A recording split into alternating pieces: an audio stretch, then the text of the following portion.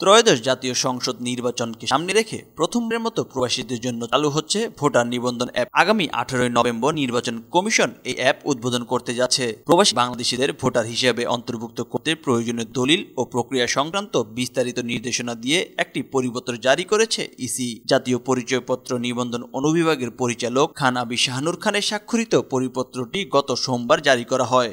এতে বলা হয়েছে, প্রবাসী ভোটার হতে হলে অনলাইন পূরণ করা নিবন্ধন ফর্ম, অনলাইন যাচাইকৃত জন্ম নিবন্ধন সনদ, মেয়াদ উত্তীর্ণ বা বর্তমান বাংলাদেশি পাসপোর্টের কপি এবং বিদেশি পাসপোর্টের কপি বা বিদেশে বসবাসরত 3 জন বাংলাদেশি এনআইডিধারী স্বাক্ষরিত নাগরিকত্ব প্রত্যয়নপত্র জমা দিতে হবে।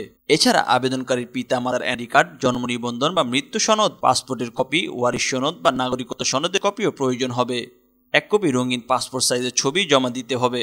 প্রযোজ্য ক্ষেত্রে শিক্ষা সনদও জমা দিতে হতে পারে। চট্টগ্রাম বিভাগের 56 উপজেলার জন্য বিশেষ তথ্য ফর্ম, নিকাহনামা ও স্বামী বা স্ত্রীর এনআইডি, নাগরিকত্ব সনদ এবং সংশ্লিষ্ট ঠিকানার ইউটিলিটি বিল বা হোল্ডিং ট্যাক্সের রসিদও দিতে হতে পারে। নির্ধারিত তারিখে প্রবাসীদের নিজ নিজ মিশন অফিসে উপস্থিত হয়ে দলিলাদির মূল কপি জমা দিতে হবে এবং ছবি, আঙুলের ছাপ, আইরিশ ও স্বাক্ষর সহ বায়োমেট্রিক তথ্য প্রদান করতে হবে। প্রয়োজনে আবেদনকারীর পক্ষে বাংলাদেশে অবস্থানরত প্রতিনিধি সংশ্লিষ্ট উপজেলা বা থানা নির্বাচন অফিসে কাগজপত্র জমা দিতে পারবেন।